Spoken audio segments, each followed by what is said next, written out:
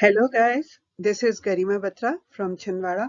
और आज हम देखने जा रहे हैं एक ऐसा टॉपिक जिसके बारे में आप लोग काफ़ी समय से मुझे बोल रहे थे और मैंने भी आपसे प्रॉमिस किया था कि मैं बहुत ही जल्दी इस टॉपिक को क्लियर करूंगी। तो आज ये वीडियो आपके सामने है जिसमें हम डिस्कस करने जा रहे हैं non finite and finite verbs. Non finite verbs क्या होती हैं, कितनी तरह की होती हैं, उन्हें नॉन फाइनाइट वर्ब और फाइनाइट वर्ब में कैसे डिफरेंशिएट करते हैं, ये सब आज हम इस वीडियो में देखेंगे। तो इस वीडियो को आप पॉज करके बार बार देख सकते हैं, इसे अच्छे से समझ सकते हैं। साथ ही में आपको इस वीडियो को शेयर, लाइक और सब्सक्राइब भी करना है। साथ ही में आपको ये वीडियो कैसा लगा प्लीज मुझे कमेंट सेक्शन में लिखकर जरूर बताइए। तो आइए हम शुरू करते हैं।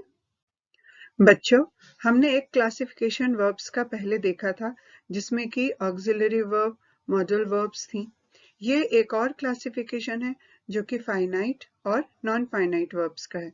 तो ये वर्ब्स दो तरह की होती हैं, फाइनाइट वर्ब और non finite verb. Finite verbs क्या होती हैं? वो वर्ब्स जो किसी भी सेंटेंस के बदलने पे, उसका टेंस बदलने पर, उसका सब्जेक्ट बदलने पर या उसका पर्सन बदलने पर अपना रूप बदल लेती हैं, जो कि अपना फॉर्म चेंज कर लेती हैं, वो फाइनाइट वर्ब होती हैं। फाइनाइट को हम लिमिटेड वर्ब भी कहते हैं, जो कि एक सब्जेक्ट के लिए या एक टेंस के लिए लिमिटेड होती हैं। जबकि जो नॉन फाइनाइट वर्ब्स होती हैं वो चाहे कोई टेंस हो, कोई भी सब्जेक्ट हो या कोई भी पर्सन हो, उसके साथ अपना रूप नहीं बदलती, वो जैसी हैं वैसी ही बनी रहती हैं। इन्हें हम नॉन फाइनाइट वर्ब्स कहते हैं। इन्हें हम अनलिमिटेड वर्ब भी इसलिए कहते हैं क्योंकि ये कोई भी टेंस हो उसके साथ अपना रूप नहीं बदलती। ये किसी सेंटेंस के लिए या किसी सब्जेक्ट के लिए लिमिटेड नहीं होती। इसे हम और आगे उदाहरण की सहायता से अच्छे से समझने की कोशिश करते हैं। अब यहाँ पर हम उदाहरण की सहायता से समझते हैं। ये एक सेंटेंस है, आई लाइक प्लेइंग टेनिस। मुझे टेनिस खेलना पसंद है। तो यहाँ पे एक वर्ब है लाइक और दूसरी है प्लेइंग। ये सेंटेंस प्रेजेंट सिंपल का है। एक और वाक्य हम देखते हैं, आई लाइक्ड प्लेइंग टेनिस। ये सेंटेंस पास्ट सिंपल का है। तो इसमें हम क्या देखते हैं कि ये जो लाइक है ये तो लाइक्ड में बदल गई, लेकिन जो प्लेइंग है वो वैसी की वैसी रही। अब हम एक और सेंटेंस देखते हैं, I will like playing tennis. ये फ्यूचर सिंपल का है और इसका अर्थ क्या हुआ? मुझे टेनिस खेलना पसंद होगा। इसका अर्थ हुआ मुझे टेनिस खेलना पसंद था और इसका अर्थ हुआ मुझे टेनिस खेलना पसंद है। तो हम इन तीनों वाक्यों को यदि ध्यान से देखें तो हमें यह समझ में आता है कि पहले वाक्य में जब ये सेंटेंस प्रेजेंट सिंपल टेंस में था तो इसमें लाइक यूज हुआ। जब ये सेंटेंस पास्ट सिंपल में हुआ तो लाइक का लाइक्ड हो गया। और जब यही सेम सेंटेंस फ्यूचर सिंपल में हम लिखते हैं तो लाइक का विल लाइक हो गया। अब हम ये दूसरी वर्ब को देखते हैं, प्लेइंग। प्रेजेंट सिंपल में ये प्लेइंग है, पास्ट सिंपल में भी ये प्लेइंग है और फ्यूचर सिंपल में भी ये प्लेइंग है। तो हम ये कह सकते हैं कि लाइक टेंस के बदलने के साथ बदल रहा है, इसलिए ये फाइनाइट वर्ब है। क्योंकि हम जानते हैं कि फाइनाइट वर्ब जो होता है वो टेंस के बदलने पर अपना रूप बदल लेता है। तो ये तीनों सेंटेंसेस में इसने अपना रूप बदल लिया। तो ये क्या हुआ सेंटेंस? ये है लाइक, लाइक्ड और विल लाइक। ये तीनों फाइनाइट वर्ब्स हैं। क्यों है ये फाइनाइट वर्ब्स? क्योंकि जैसे जैसे टेंस बदला उसके अनुसार, उसी के अकॉर्डिंग इसने अपने रूप को या अपने फॉर्म को बदल लिया। जबकि दूसरी तरफ प्लेइंग जो है ये नॉन फाइनाइट वर्ब है। क्यों है ये नॉन फाइनाइट वर्ब? इसलिए है क्योंकि ये टेंस कोई भी हो उसके साथ, टेंस के बदलने के साथ ये जो वर्ब है इसने अपना रूप नहीं बदला। तो जब कोई वर्ब टेंस के बदलने के साथ अपना रूप नहीं बदलती तो उसे हम नॉन फाइनाइट वर्ब कहते हैं। जबकि वो वर्ब जो किसी सेंटेंस के टेंस के बदलने के साथ अपना रूप बदल लेती है उसे हम फाइनाइट वर्ब कहते हैं। एक बार फिर से हम इसे दोहराते हैं कि प्रेजेंट सिंपल में ये जो वर्ब है लाइक, वो पास्ट सिंपल टेंस के बदलने पर लाइक्ड हो गई, उसने अपना रूप बदल लिया। और फ्यूचर सिंपल में होने पर उसने फिर अपना रूप बदला, इसलिए ये फाइनाइट वर्ब है। जबकि प्लेइंग जो है तीनों सेंटेंसेस में टेंस कोई भी हो वो टेंस के बदलने से अप्रभावित रहती है, इसलिए वो नॉन फाइनाइट वर्ब हुई। फाइनाइट वर्ब की एक पहचान ये होती है कि वो उस वाक्य के सब्जेक्ट के बदलने पर बदल जाता है। जैसे कि यहाँ एक सेंटेंस है, आई लाइक क्रिकेट, मैं क्रिकेट पसंद करता हूँ। तो इसमें सब्जेक्ट क्या होगा? सब्जेक्ट पहचानने के लिए हम किसी भी सेंटेंस में प्रश्न पूछते हैं हु। जैसे इसमें हम पूछें हु लाइक्स क्रिकेट, किसे क्रिकेट खेलना पसंद है, और आंसर है आई। तो जो हु का आंसर होता है वही उस सेंटेंस का सब्जेक्ट होता है, उसे हम हिंदी में कर्ता भी कहते हैं। तो इसकी यह पहचान है फाइनाइट वर्ब की कि वो सेंटेंस के नंबर और पर्सन के साथ बदल जाती है। अब प्रश्न उठता है कि नंबर क्या होता है? नंबर यानी कि सिंगुलर और प्लूरल, एक वचन और बहुवचन। तो सिंगुलर सब्जेक्ट्स क्या होते हैं? सिंगुलर सब्जेक्ट्स होते हैं, हम इसे एक उदाहरण की सहायता से समझते हैं। जैसे कि ये वाक्य है, रवि प्लेज क्रिकेट, ये एक सिंगुलर सब्जेक्ट है, जबकि Ravi and Mohit play cricket ये प्लूरल सब्जेक्ट हैं, क्योंकि रवि के साथ मोहित है, ये दो वचन हो गए हैं। तो हम यदि वर्ब को देखें तो यहाँ पर सिंगुलर सब्जेक्ट के साथ प्लेज, जबकि प्लूरल सब्जेक्ट के साथ प्ले। तो ये वर्ब अपना रूप बदल रही है जैसे ही नंबर बदलता है। तो कुछ और सिंगुलर सब्जेक्ट हम देखते हैं, जैसे कि I, he, she, it, teacher, student और मदर, रवि और कोई भी सिंगुलर नाउन। जबकि प्लूरल सब्जेक्ट क्या होते हैं? We, they, you, teachers, students, parents. तो जो फाइनाइट वर्ब होती है वो सेंटेंस के जो सब्जेक्ट होता है उसके नंबर के बदलने के साथ अपने रूप को बदल लेती है।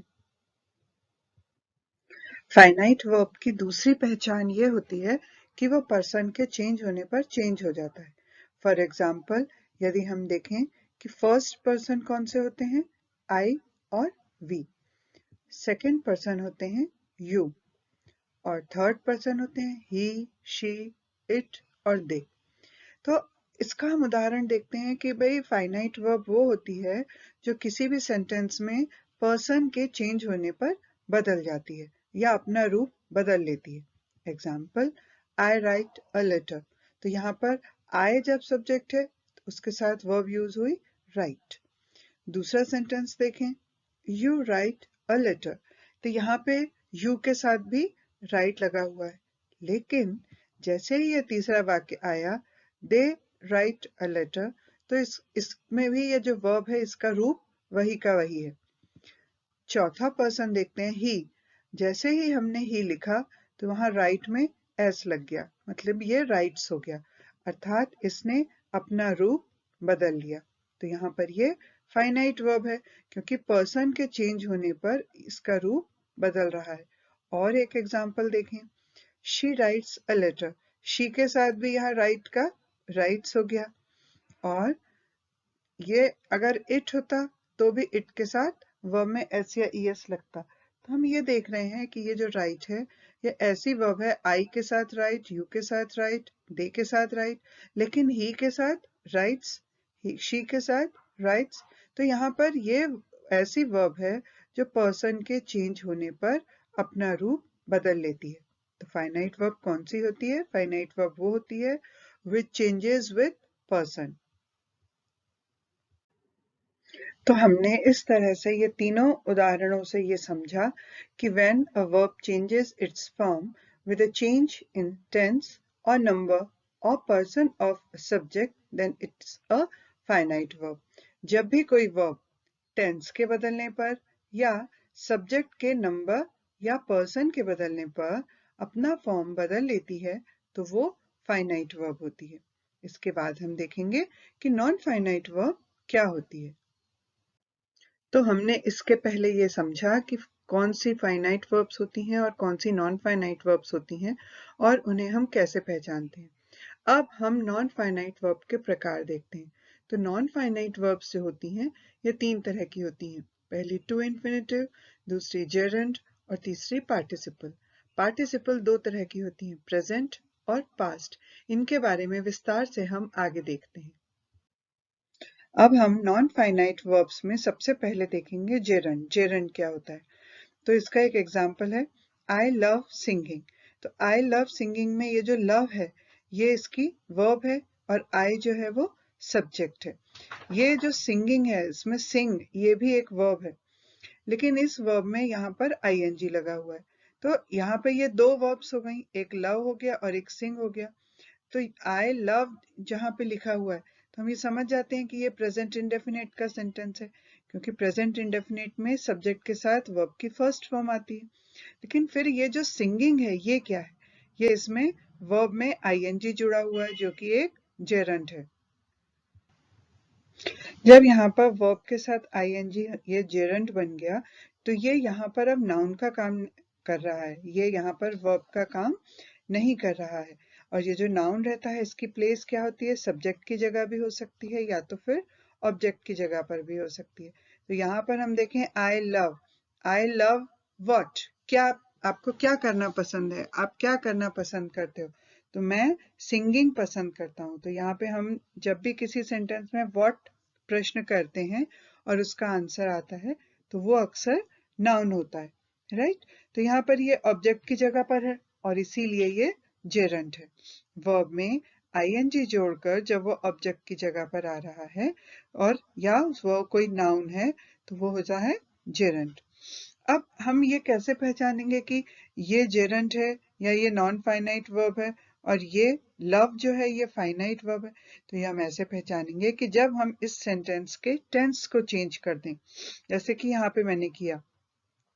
तो ये सेंटेंस क्या हो गया? I loved singing. तो लव जो है इसने अपना रूप बदल लिया टेंस के बदलने पर, लेकिन सिंगिंग को हम देख रहे हैं कि ये वैसा का वैसा ही है।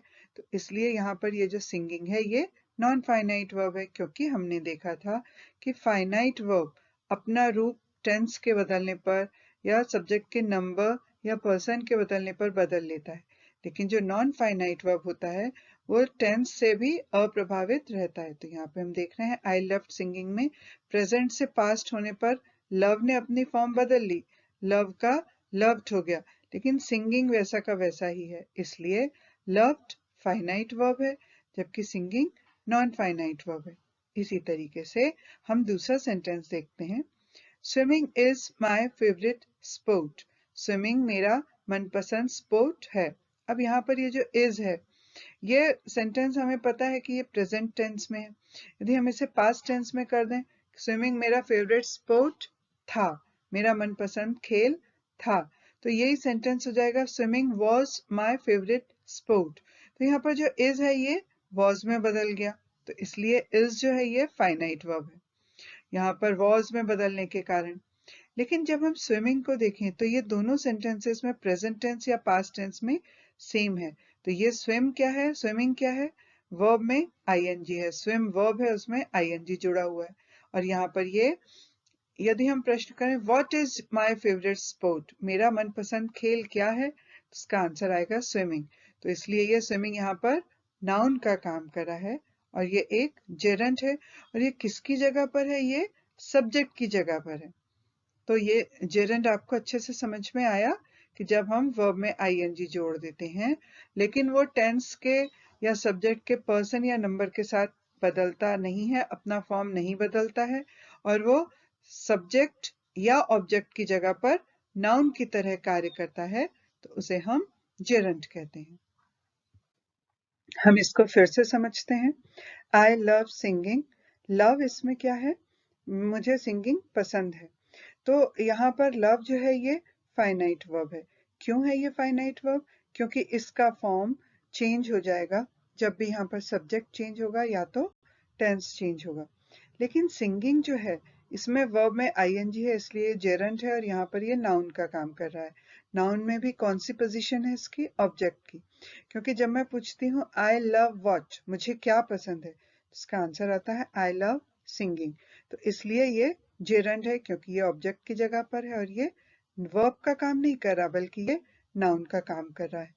इसको पहचानने का दूसरा तरीका यह है कि यदि इसी सेंटेंस का टेंस बदल जाए तो आई लव्ड सिंगिंग, मुझे सिंगिंग पसंद थी, तो यहाँ पर जो लव है इसका फॉर्म चेंज हो रहा है, पास्ट टेंस में इसमें डी लग रहा है, लेकिन सिंगिंग वैसा का वैसा ही है, इसीलिए लव फाइनाइट वर्ब होगी, जबकि सिंगिंग इनफाइनाइट वर्ब होगी या नॉन फाइनाइट वर्ब होगी। इसी तरीके से दूसरा सेंटेंस है, swimming is my favourite sport. Swimming मेरा मनपसंद खेल है। तो यहाँ पर जो इज है ये यहाँ पर फाइनाइट वर्ब होगी, जबकि स्विमिंग जो है ये नॉन फाइनाइट वर्ब होगी, क्योंकि ये वर्ब में आईएनजी है, लेकिन इसका फॉर्म सेंटेंस के बदलने पर चेंज नहीं होगा, इसलिए ये नॉन फाइनाइट वर्ब है, जबकि इज जो है ये फाइनाइट वर्ब है। ये कैसे अपना फॉर्म चेंज करती है इसको हम और एक उदाहरण से देखते हैं।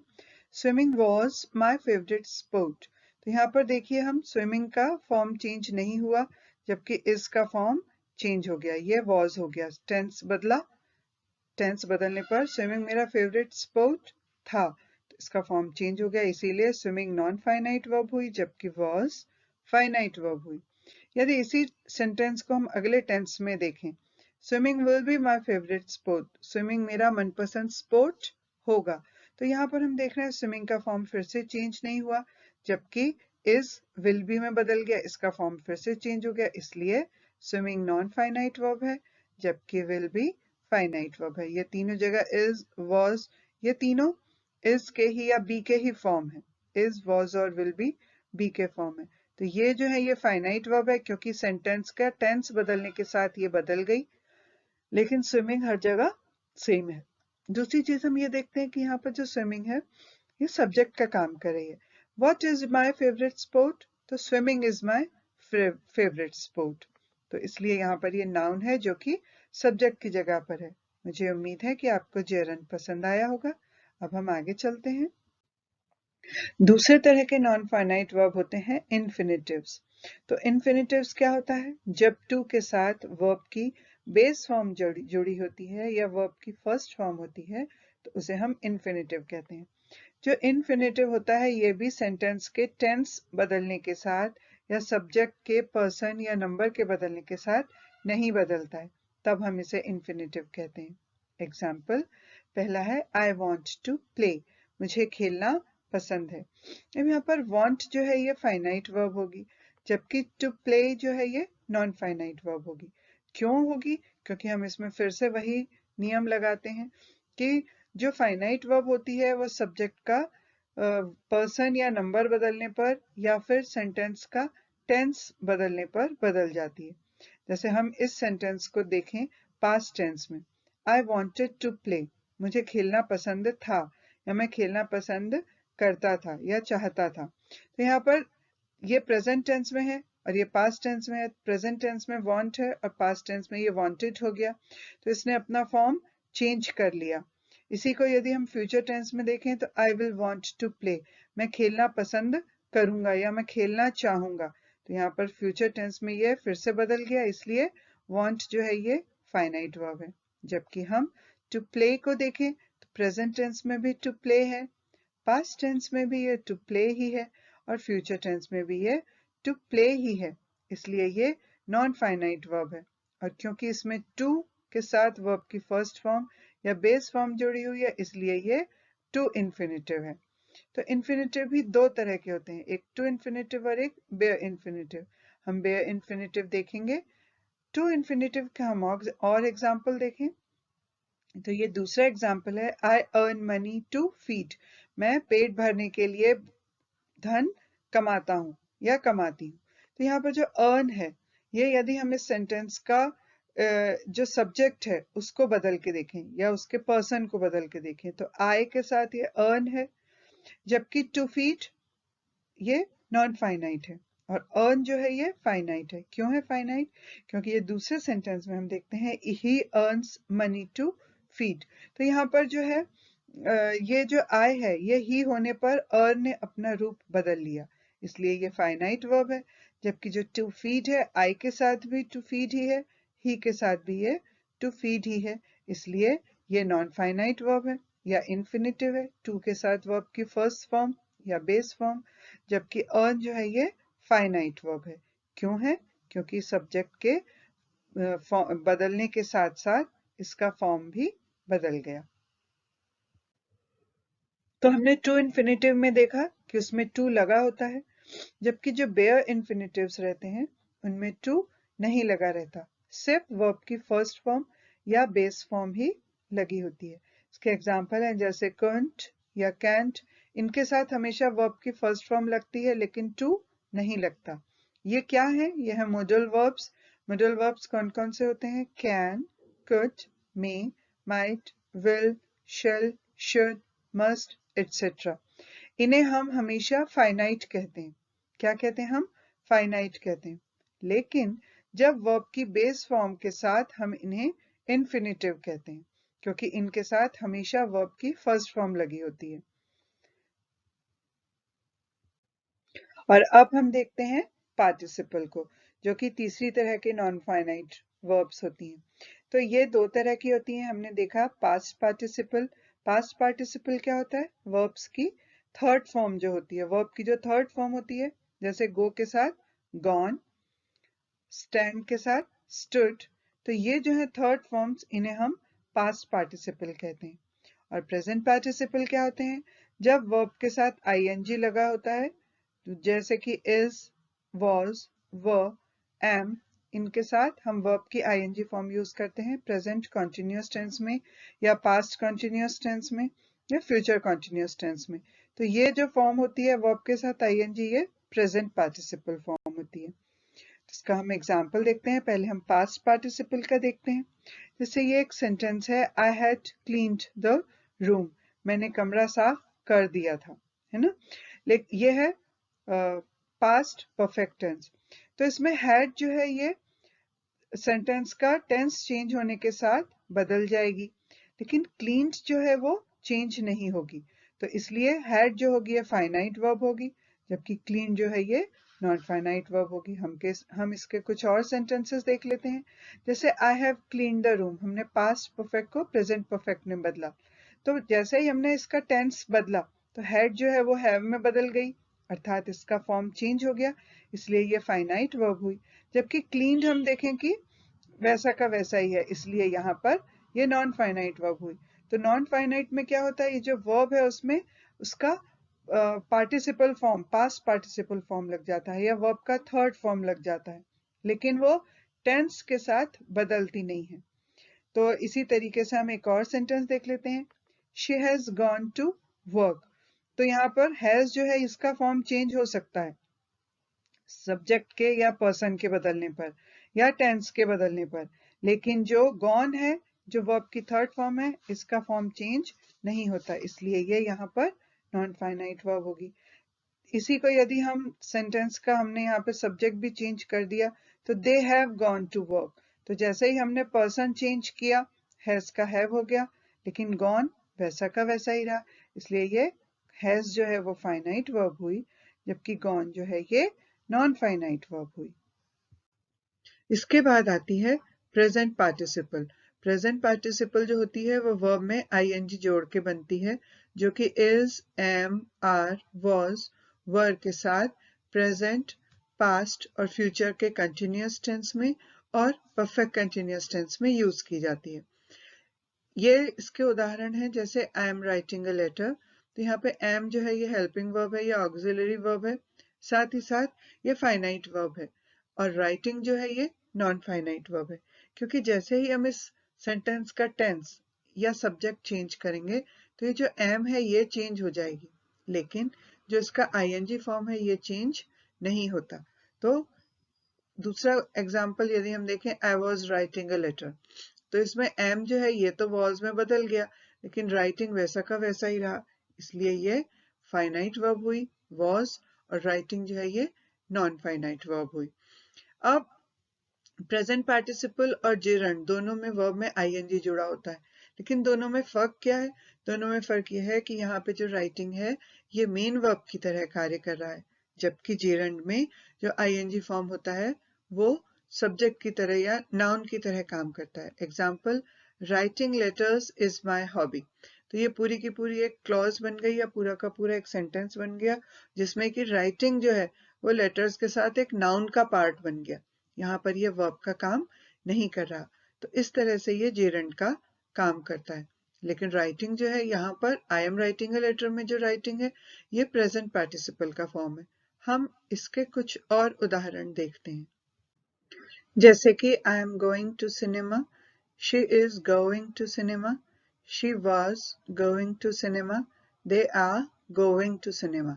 तो इसमें एम जो है वो जैसे ही हमने सेंटेंस का टेंस चेंज, पर्सन या सब्जेक्ट चेंज किया, आई की जगह शी हुआ, एम इज में बदल गया।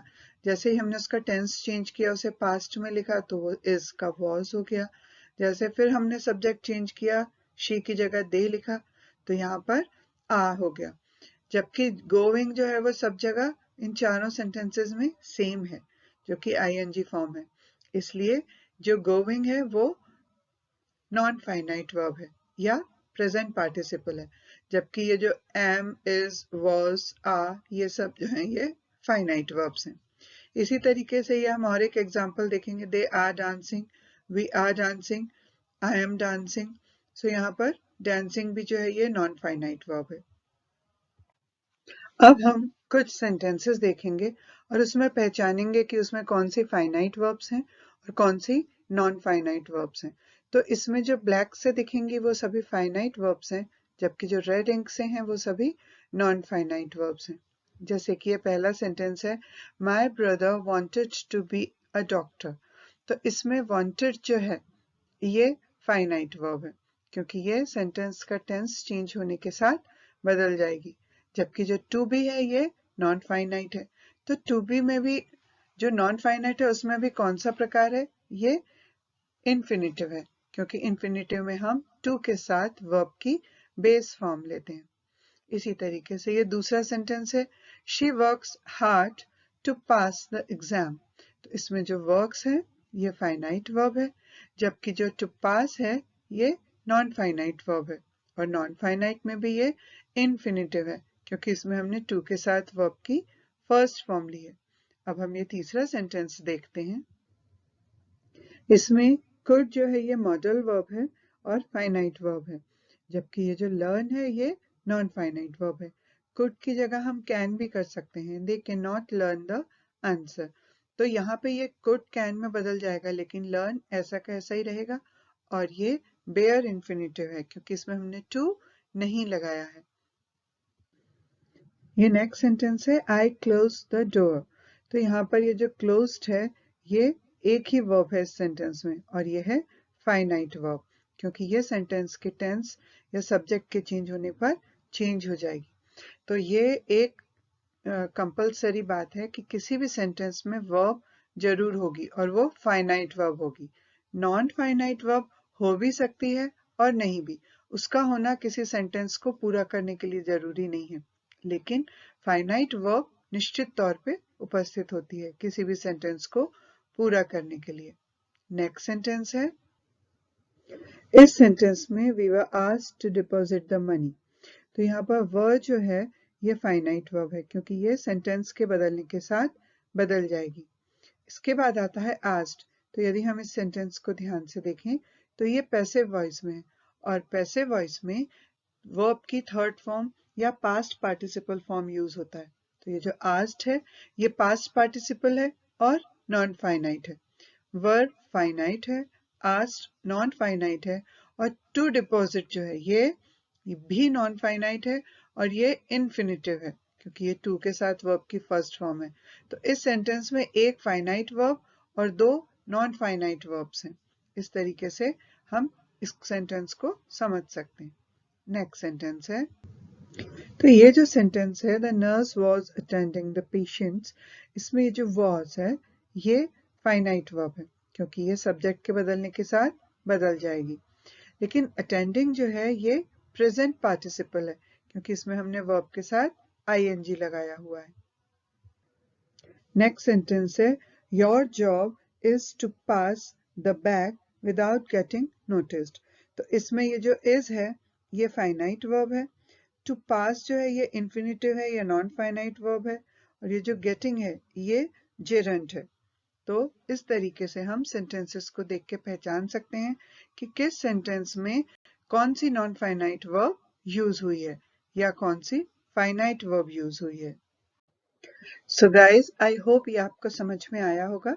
आप इसकी जगह जगह पर स्क्रीनशॉट लेकर और इस वीडियो को दोबारा प्ले करके भी देख सकते हैं। इसके बाद अगला वीडियो में जेरंड और पास्ट पार्टिसिपल के ऊपर डिटेल में लेकर आऊंगी, जिससे आपके कॉन्सेप्ट्स और क्लियर होंगे। पर तब तक इस चैनल को सब्सक्राइब करना ना भूलें। Thank you.